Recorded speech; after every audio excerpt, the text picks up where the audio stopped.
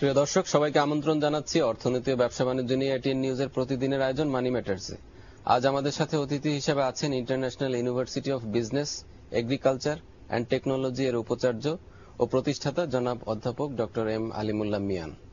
আমরা তার সাথে আলাপ করব বেসরকারি বিশ্ববিদ্যালয়ের নানা দিক এবং শিক্ষা খাতের বিভিন্ন বিষয় নিয়ে। চলুন তার সাথে পরিচিত হই।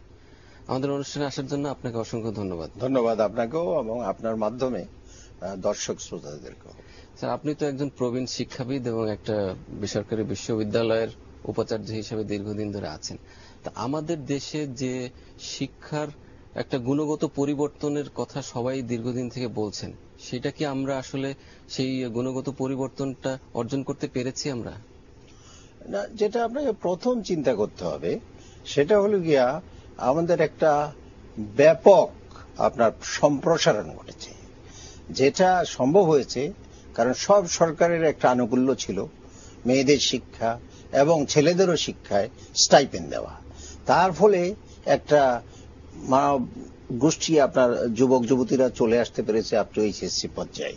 তারপরে আমরা যে বাধার সম্মুখীন হলাম যে এদেরকে কোনোভাবে স্থান সংকুলন করতে পারছি না। তো সেই কাজটা যখন আমি ঢাকা ইউনিভার্সিটিতে আইবিএ ডিরেক্টর ছিলাম, আমেরিকাতে গিয়েছিলাম, তখন আপনার আমি প্রথম কার্যপত্র তৈরি করি এই দেশে বেসরকারি বিশ্ববিদ্যালয় স্থাপন, 1989 সালের কথা। তখন আমাকে লোকজন প্রায় বদ্ধ পাগল বলতো যে প্রফেসর ভালো কিন্তু সে পাগলামি করছে, এই দেশে এই কনসেপ্ট হতে পারে না, এটা চলতে পারে না, সরকার পারে না, সে পারবে কি করে। কিন্তু এই জিনিসকে আপনার প্রায় 3 বছর খেটে বিভিন্ন পর্যায়ে ডিপ্লোমেট বলেন, আমলা বলেন, রাজনীতিবিদ বলেন, পীর পয়গম্বর বলেন, সব ঘাটেই ঘুরেছি, ঘুরে ঘুরে শেষ পর্যন্ত এটাকে স্থাপন করার একটা সাফল্য এসেছে। তার ফলে যেই আপনার একটা প্যারাডাইম শিফটের মতো বৈপ্লবিক একটা পরিবর্তন এসেছে, আজকে 5 লক্ষ ছেলে মেয়ে পড়ার সুযোগ হয়েছে। এবং আপনি শুনলে অত্যন্ত চমৎকৃত হবেন যে দেশে ক্যাম্পাস ভিত্তিক বিশ্ববিদ্যালয়ের স্টুডেন্টের মধ্যে 66% এখন বেসরকারি বিশ্ববিদ্যালয়ে পড়াশোনা করে। কিন্তু এটা ব্যাপক পরিবর্তন হয়েছে, অনেক জনমুখী হয়েছে, যেটা ছিল না, এটা ছিল ইলিটিস্ট এডুকেশন। হ্যাঁ, এটা অ্যাকচুয়ালি মানে কোয়ান্টিটেটিভ একটা এক্সপানশন হয়েছে, অনেক কোয়ান্টিটিতে বেড়েছে, কিন্তু কোয়ালিটির ক্ষেত্রে কি আমরা সেটা অর্জন করতে পেরেছি যেটা সবাই অনেকাংশে করেছি। এটাও আমাদের একটা নিজস্ব দুর্বলতা, আমরা নিজের অর্জনকে নিজে দেখতে পাই না। আমাদের ছেলে মেয়ে যেগুলি যাচ্ছে, সরকারি বলেন বেসরকারি বলেন, এগুলি যখন বিদেশে পড়াশোনা করতে গেছে অত্যন্ত কৃতিত্বের সাথে আমরা দেখছি তারা এক্সটেনশিপ পাচ্ছে, স্কলারশিপ পাচ্ছে। আমার এক ছাত্র, সে তো ফুল স্কলারশিপ নিয়ে শিক্ষকতা করতে করতে জিআরইতে বোধহয় 2nd হাইয়েস্ট নিয়ে সে তো ফুল স্কলারশিপ নিয়ে পিএইচডি করতে গেছে আমেরিকাতে। যেই ছেলেটি একটা গ্রামের স্কুল থেকে উঠিয়ে এনেছে এবং আমরা তাকে বিশেষ সুবিধা দিয়ে পরে এই কাজ করেছি। তো এবং মানে যেগুলি আপনার সরকারি বিশ্ববিদ্যালয়ে যাচ্ছে তারা তো কিছুটা উন্নত মানের, আরো সেগুলি কিন্তু কোনোটাই প্রত্যাখ্যাত হচ্ছে যদি পড়তে যায়। কিন্তু সেদিন এক আলোচনাতে আমি অংশগ্রহণ করছিলাম, সেখানে এই বিদেশি রিক্রুটমেন্ট এজেন্ট ছিল, ওরা বলল তাদের একটা সমীক্ষা আছে যেখানে আমাদের দেশের থেকে 76% মতো এই স্টুডেন্ট ভিসাতে যারা যায় তার মধ্যে পড়াশোনা করতে যায় না, তারা যায় ওখানে নাগরিকত্ব লাভ বা পেশার জন্য। আর বাকিরা অ্যাবাউট 25-26%, তারা 24%, এরা পড়াশোনা করতে যায়। এবং এরা কিন্তু খুব কৃতিত্বের সাথে পড়াশোনা করছে এবং ভালো ভালো বিশ্ববিদ্যালয়ে করছে, ফিরে আসতেছে। আর দেশের মধ্যে দেখেন এরা কিন্তু এখন সিভিল সার্ভিস হতে আরম্ভ করে, পুলিশ সার্ভিস হতে আরম্ভ করে অনেক ক্ষেত্রে আপনার বেশ সুন্দর মেধা নিয়ে করছে। এখন আমরা যদি এই নির্বাচন প্রক্রিয়া এবং নিয়োগ প্রক্রিয়াকে স্বচ্ছ করতে পারি এবং গুণগত মান বিশিষ্ট করতে পারি, সেটার প্রভাব এসে পড়বে আপনার শিক্ষার উপরে। বিশেষ করে আপনি যদি আমি যে মানে কোয়ালিটির কথা হ্যাঁ আমি আসছি কোয়ালিটিতে, আপনি আসেন বেসরকারি বিশ্ববিদ্যালয় কিসের ভিত্তিতে বেঁচে আছে? তাকে প্রতিযোগিতার ভিত্তিতে বেঁচে থাকতে হচ্ছে। বাজার যদি তাকে প্রত্যাখ্যান করে সে কোনোদিনই টিকতে পারবে না। আপনারা একটু ইতিহাস পর্যালোচনা দেখতে পাবেন, কিছু কিছু বিশ্ববিদ্যালয় বন্ধ হয়ে গেছে, কিছু কিছু বিশ্ববিদ্যালয় বন্ধ হওয়ার পথে, কারণ ওই প্যারেন্টসরা, ওই ছাত্রছাত্রীরাই আমাদের সত্যিকারের ক্লায়েন্ট। তারা যদি এখানে থেকে লেখাপড়া করে কোনো চাকরি বাকরি বা কোনো কাজ করার সুযোগ না পায়, বিদেশে পড়াশোনার সুযোগ না পায়, তারা এগুলিতে আসবে না। অর্থাৎ বাজার এখানে একটা বিরাট নিয়ন্ত্রক, এখানে ব্যবসার একটা বিরাট ক্ষমতা আছে এবং আমাদেরকে আপনার কোনো সরকারি সাহায্য ছাড়া চলতে হয়, অর্থাৎ সম্পূর্ণই স্বনির্ভর। এখন এরা যদি আপনার ব্যালেন্স না করা যায় তাহলে কোনো উপায় নাই ভর্তুকি দেওয়ার। এই ধরনের সমস্যা এটা একদিকে হচ্ছে। আর সরকারি বিশ্ববিদ্যালয়ে আপনার এখন অপ্রতুল সিট সংখ্যা, সেখানে সেদিন বোধহয় পড়লাম 37 জন এক এক সিটের জন্য কম্পিট করছে ঢাকা বিশ্ববিদ্যালয়ে। প্রায় সবগুলি বিশ্ববিদ্যালয়ের একই অবস্থা। কিন্তু আপনার এখানে এসে কিন্তু আমরা দেখছি যে গুণগত মান ছাড়া কেউ টিকতে পারছে না। হ্যাঁ, সরকারি বিশ্ববিদ্যালয় তো অবশ্যই, এবং না সরকারি বিশ্ববিদ্যালয় সবগুলির মান একরকম নয়, এখানেও আপনার ভালো করে দেখতে হবে। আমি 30 বছর সরকারি বিশ্ববিদ্যালয়ে চাকরি করেছি এবং নতুন প্রোগ্রাম, নতুন প্রতিষ্ঠান গড়ে তুলেছি ওখানে, যেগুলি খুবই খ্যাতনামা এই দেশে, যেমন IBA, MBA প্রোগ্রাম, এগুলি গোড়ার থেকে আমার হাতে গড়া। অতএব আমরা ব্যবসা শিক্ষার ক্ষেত্রে অনেক অবদান রেখেছি। কিন্তু আমি যখন যাই যে এখন সরকারি বিশ্ববিদ্যালয় অনেকগুলি হয়েছে, এটা প্রশংসনীয় উদ্যোগ, কিন্তু এগুলির কাঠামো দেখেন, এগুলিতে শিক্ষকের অবস্থা দেখেন। কোন কোন বিশ্ববিদ্যালয় আছে একজন প্রফেসর, উনি ভাইস চ্যান্সেলর। স্যার, আপনি তো অনেক অভিজ্ঞতা এবং IBA প্রতিষ্ঠার সাথে আপনি জড়িত ছিলেন। আপনার বিশ্ববিদ্যালয় নিশ্চয়ই অনেক ভালো করছে বেসরকারি বিশ্ববিদ্যালয়ের মধ্যে, কিন্তু কিছু কিছু বিশ্ববিদ্যালয়ের বিরুদ্ধে কিন্তু সার্টিফিকেট বাণিজ্যের একটা অভিযোগ কখনো কখনো শোনা যায় কিছু কিছু বিশ্ববিদ্যালয়। তো এই বিষয়টা আপনার দৃষ্টিতে কেমন মনে হয়? যে আমি প্রথমেই আপনাকে বলতে চাই, এই প্রক্রিয়ায় আমি কখনো কিনিও নি, বেচিও নি, দেখিও নি, এটা হলো বাস্তব কথা। আর আপনি যে বিক্রয়ের কথা বলছেন বা পাওয়া যায়, এটা কিন্তু শুধু সরকারি বিশ্ববিদ্যালয়ের ক্ষেত্রে সীমাবদ্ধ নয়। আপনার বেসরকারি, সরকারি বিশ্ববিদ্যালয় এবং বেসরকারি বিশ্ববিদ্যালয় সবগুলিরই পাওয়া যায়। এখন ক্রেতা থাকলে বাজার থাকে, এই ধরনের সমস্যা। কিন্তু যেটা মূল কাণ্ড, আমাদেরকে ফিরে যেতে হবে, এটা একটি দণ্ডনীয় অপরাধ এবং দণ্ডবিধি বাস্তবায়ন করার যাদের দায়িত্ব, তারা কিন্তু কাজটা করলেই এটা কোনো ক্ষেত্রেই, বেসরকারি বলেন সরকারি বলেন, কোনো ক্ষেত্রেই চলতে পারে না। আমরা বোধহয় মনে আছে গত যে সামরিক তত্ত্বাবধায়ক সরকার ছিল, সেখানে আপনার প্রায় চট্টগ্রামে ওনারা একটা প্রেস সিল করলো, যেখান থেকে 20,000 আপনার সরকারি বিশ্ববিদ্যালয়ের সার্টিফিকেট বিক্রি হয়ে গেছে। এটা তো ধরেন নকল সার্টিফিকেট, কিন্তু অনেক প্রাইভেট বিশ্ববিদ্যালয়ের বিরুদ্ধে অভিযোগ আছে যে তারা ক্লাস ঠিক মতো নেয় না, পরীক্ষা না নিয়ে হয়তো একটা সার্টিফিকেট দিয়ে একটা ফলাফল দিয়ে দেয়। কিন্তু নিয়ামক আমি বলেছি আপনাকে, একটা নিয়ামক হলো ওই বিশ্ববিদ্যালয়ের ক্লায়েন্ট থাকবে না, আরেকটা নিয়ামক হলো যেই ব্যবসা সংক্রান্ত নিয়ে আমরা আলোচনা করছি, সেখানে যদি স্বচ্ছ এবং মেধাভিত্তিক নির্বাচন হয় তাইলে ওখানে বাজার পাবে না। স্যার, আমরা আলোচনায় ফিরবো একটা বিরতি নিয়ে এসে। দর্শক, এবার একটা বিরতি নিচ্ছে, আমাদের সঙ্গেই থাকবেন, ফিরছি কিছুক্ষণ পর।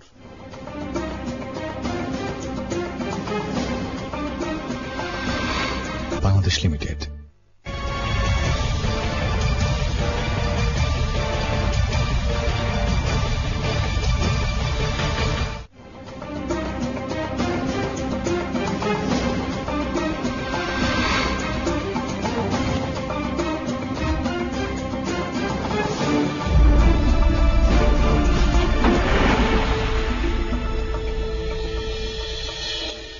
আবার আমন্ত্রণ অর্থনীতি ও ব্যবসা বাণিজ্য নিয়ে এটিএন নিউজের আয়োজন মানি ম্যাটার্সে।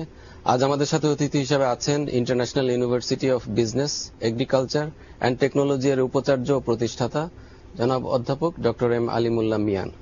আমরা তার সাথে আলোচনা করছি বেসরকারি বিশ্ববিদ্যালয় এবং শিক্ষা খাতের নানা বিষয় নিয়ে। আমরা আবার আলোচনায় ফিরে যাচ্ছি। স্যার, এবার যদি একটু সংক্ষেপে বলেন যে আমাদের প্রায় প্রতিটা বিশ্ববিদ্যালয়ে কিন্তু বিজনেস এডুকেশনের একটা ব্যবস্থা আছে, অনেক বিজনেস গ্রাজুয়েট তৈরি হচ্ছে। এরা প্রায় সবাই গুড ম্যানেজার হইতে পারে, সর্বোচ্চ তারা দেল বি গুড ম্যানেজার্স। কিন্তু আমাদের দরকার গুড এন্টারপ্রেনার্স, প্রচুর এন্টারপ্রেনার দরকার, যারা তাদের প্রতিষ্ঠান তৈরি করবে, অনেক এমপ্লয়মেন্ট তৈরি করবে। আমাদের দেশে তো এমপ্লয়মেন্ট খুবই দরকার। তো বিশ্ববিদ্যালয়গুলো ম্যানেজার তৈরি করতে পারছে, কিন্তু এন্টারপ্রেনার কেন তৈরি করতে পারছে না? এটা আপনার কিছুটা আমাদের ঐতিহাসিক কারণ। আমিও দেখেছি, যখন আমাদের খুব ইচ্ছা ছিল যে বাঙালি থেকে, ইস্ট পাকিস্তান থেকে যেন উদ্যোক্তা হয়, কিন্তু আমরা দেখেছি যে আমরা প্রায়শই যা গ্রাজুয়েট MBA তৈরি করেছি, তারা সবাই হয়তো মাল্টিন্যাশনাল বা কর্পোরেট সেক্টর বা বাইরে, চলে যাচ্ছে, ইভেন শিক্ষাক্ষেত্রে অনেক বছর পর্যন্ত আনতে পারি নাই।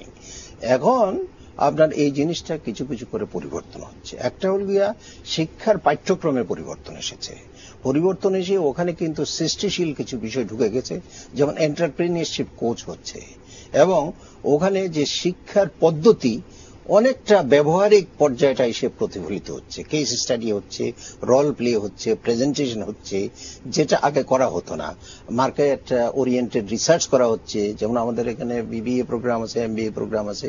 ইন্ট্রোডাকশন টু বিজনেস কোর্সে একটা প্রজেক্ট দেওয়া হয় যে যাও ব্যবসা দেখো, ব্যবসার রিপোর্ট করো, এইভাবে আপনার ওদেরকে প্রয়োগ করা হয়। এবং আমি অত্যন্ত আনন্দের সাথে আপনাকে বলতে পারি যে আমি এই আমাদের 1991 সালে বিশ্ববিদ্যালয় শুরু করলাম, প্রাথমিকভাবে আপনার ওই সাইক্লোন প্রশিক্ষণ দিয়ে, কারণ ওটা আমাদের একটা বিশেষায়িত বিষয়। তো তারপরে আপনার বিবিএ প্রোগ্রাম, তারপরে কম্পিউটার সায়েন্স, তারপরে civil engineering, mechanical engineering, hospitality, tourism, agriculture, তারপরে আপনার নার্সিং, এগুলি হলো। তো এর মধ্যে কিন্তু আমরা সমন্বয় চেষ্টা করছি। ওই যে এই যে বিশ্ববিদ্যালয়ের নামটা কিন্তু একটা সমষ্টিগত দিক আছে, মিশ্র ক্রিয়া, এর মধ্যে এই সমস্ত বিষয়ের একটা মিশ্রণ আছে। তার ফলে আমি অত্যন্ত ইমপ্রেসড হয়েছি যে আমাদের বিজনেস গ্রাজুয়েট অনেকগুলি আপনার এখন খুব সফল পারিবারিক উদ্যোক্তা, কারণ ও হয়তো পারিবারিক ব্যবসায় ছিল, কিন্তু ব্যবসাতে সে সম্পূর্ণ নতুন লাইনে চলে গেছে, কারণ সে শুধু বাপের বিজনেস বা ইনহেরিটেড বিজনেস দিয়ে সন্তুষ্ট নয়। কেউ একটা নতুন ফ্যাক্টরি করছে, কেউ এটা করছে। যেমন আকিজ গ্রুপের আমাদের একজন বিজনেস গ্রাজুয়েট আছে, he is one of the managing director of few firms. তারপরে আরো অনেকগুলি আছে যাদের মধ্যে আমি অন্তত পার্সেন্টেজ ওয়াইজ আগের তুলনায় আমি দেখছি যে অনেক পরিবর্তন এদের মধ্যে, এবং এরা আবার আমাদের গ্র্যাজুয়েটেরও আবার এমপ্লয়ার হচ্ছে দেখছি। এই ধরনের কিছু পরিবর্তন আসতেছে, এবং আমার ধারণা যে যুবশক্তি যত চিন্তাশীল হবে এবং যত আমরা তাকে নতুন নতুন জিনিসের স্বপ্ন দেখাতে পারবো এবং বিশ্ব পরিধিতে তাকে পরিচিত করতে পারবো, তার মধ্যে ওই আইডিয়াগুলি ট্রান্সপ্ল্যান্টেড হবে এবং সুযোগ সৃষ্টি হবে, এবং এই সুযোগ সৃষ্টি সেই করবে। অর্থাৎ এটা কিন্তু আপনি ধরেন হোটেল বলেন, পর্যটন বলেন, বা বাণিজ্য ইন্ডাস্ট্রি বলেন, ব্যাংক বলেন, বাণিজ্য প্রতিষ্ঠান বলেন, মানে কনসালটেন্সি বলেন, রিসার্চ অর্গানাইজেশন বলেন, এগুলি কিন্তু ওরা গড়ে তুলবে ধীরে ধীরে দেশের মধ্যে। স্যার, একটা অভিযোগ প্রায় আমরা শুনি যে উচ্চশিক্ষার ক্ষেত্রে আমরা শুধু বিএ পাস, এমএ পাস, মানে পাস সার্টিফিকেট ধরে আমরা গ্রাজুয়েট তৈরি করছি, কিন্তু মার্কেটে তারা যে কম্পিট করতে পারছে না বা মার্কেটের ডিমান্ড অনুযায়ী তারা সার্ভ করতে পারছে না। এই কারণে দেখা যায় আমাদের এখানে প্রায় 20 থেকে 22 হাজার বিদেশিরা এখানে কাজ করছে, যারা বিলিয়নস অফ ডলার প্রতি বছর নিয়ে যায়। তো আমরা একদিকে বিদেশে লোকজন রপ্তানি করছি যারা একেবারে আনস্কিল্ড, আবার যেই স্কিল লোকজন আমাদের দরকার আমরা সেটা আবার বিদেশিদের এনে আমরা ফিল আপ করতে পারছি। আমাদের এত মানব সম্পদ থাকতে, এত লোকজন থাকতে আমরা 20-22 হাজার বা তারও বেশি, কেউ বলেন 30 হাজার লোক এখানে বিদেশিরা এখানে কাজ করছে। তার মানে যে আমরা আমাদের যে রিকোয়ারমেন্ট অনুযায়ী গ্রাজুয়েট প্রডিউস করতে পারছি না, শুধু সার্টিফিকেট দ্বারাই গ্রাজুয়েট আমরা তৈরি করছি। তো এই ক্ষেত্রে আমাদের আসলে কি করণীয়?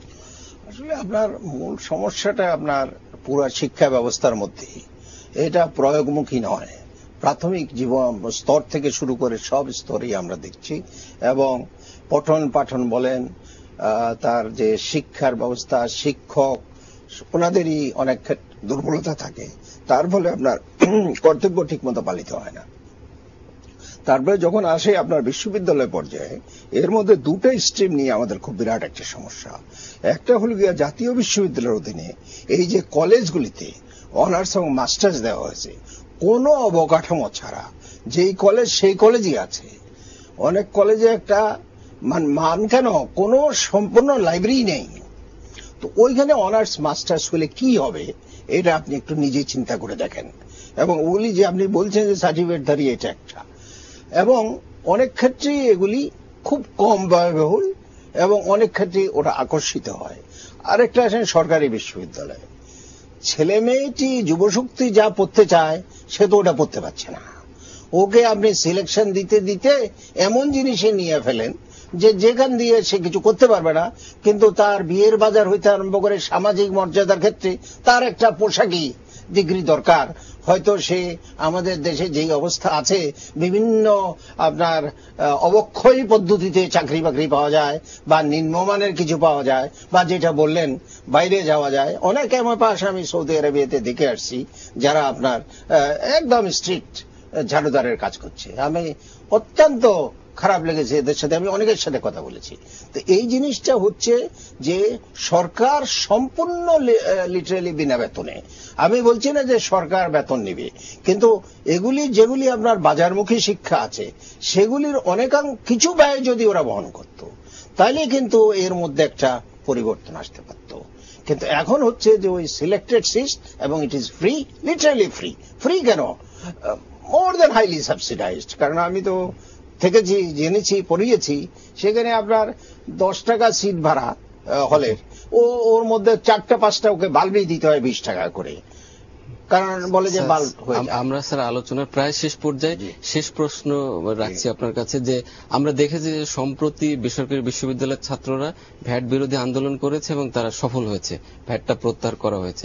অন দ্য আদার হ্যান্ড আমরা দেখেছি যে ইংরেজি মাধ্যমের যে স্কুলগুলোতে যে ভ্যাট রয়েছে সেটা কোর্টের একটা অর্ডার স্থগিত ছিল, সেই অর্ডারটা আবার স্থগিত করা হয়েছে। তার মানে এখন আবার ইংরেজি মিডিয়ামের যে শিক্ষার্থীরা আছে তাদের কাছ থেকে আবার ভ্যাট কালেকশন শুরু হয়েছে। তো এক দেশে দুই ধরনের নিয়ম চলছে, ভ্যাট সরকারি উচ্চতর শিক্ষার ক্ষেত্রে প্রত্যাহার, আবার একেবারেই প্রাইমারি লেভেল এখানে ভ্যাট রয়ে গেছে, এবং অনেক এক্সপেন্সিভ শিক্ষা ইংরেজি মাধ্যমে আপনি জানেন।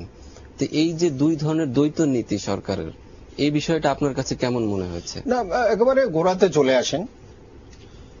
পৃথিবীতে লিটারেলি কোথাও আপনার ভিএটি নেই শিক্ষার উপরে, এবং আমি ব্যক্তিগতভাবে এবং তাত্ত্বিকভাবে মনে করি এখানে কোনো উপযোগ সৃষ্টি হচ্ছে না যে সংজ্ঞা অনুসারে ভ্যাট কালেক্ট করা হয়। তবে এটা প্রয়োগের কোনো প্রশ্নই উঠে না। এটা শিক্ষা বিপরীতমুখী করার একটি পদক্ষেপ, এটা সরকারকে বুঝতে হবে এবং আমাদের জাতীয় রাজস্ব বোর্ডকে করতে হবে। এ যদি শিক্ষিতই না হয় তো বেকার থাকলে সে কি রাজস্ব দেবে? আর ও যদি একটা সাকার হয়, চাকরি পায়, ও তো আগামী 40 বছর রাজস্ব দেবে দেশকে। হয়তো এইভাবে জিনিসটাকে চিন্তা করতে হবে। আরেকটা জিনিস আপনার যেটা লক্ষণীয়, যে এই যে আপনি বেসরকারি বিশ্ববিদ্যালয়ের ছেলে মেয়েদের আন্দোলনের কথা বললেন, বোধহয় বাংলাদেশের ইতিহাসে প্রথম একটি ছাত্র আন্দোলন হয়েছে সহিংসতাবাদ দিয়ে। অত্যন্ত ডিসিপ্লিন, শৃঙ্খলা সম্পন্ন, অত্যন্ত পেশাদারী এবং অত্যন্ত ভদ্রচিত। এইটা একটা নতুন উদাহরণ রাস্তা। আপনাকে অসংখ্য ধন্যবাদ স্যার, আপনি অনেক গুরুত্বপূর্ণ এবং আমাদের জন্য অনেক উপকারী অনেকগুলো বিষয় তুলে ধরেছেন। বিশেষ করে ইংরেজি মাধ্যমের যে প্রাইমারি শিক্ষার ক্ষেত্রে ভ্যাটের বিষয়টা আপনি যুক্তিপূর্ণভাবে তুলে ধরেছেন। আপনাকে অসংখ্য ধন্যবাদ। ধন্যবাদ আপনাকেও। প্রিয় দর্শক, এই ছিল আমাদের আজকের আয়োজন। আগামীতে আবার দেখা হবে মানি ম্যাটার্সে। সে পর্যন্ত ভালো থাকুন, এটিএন নিউজের সঙ্গেই থাকুন।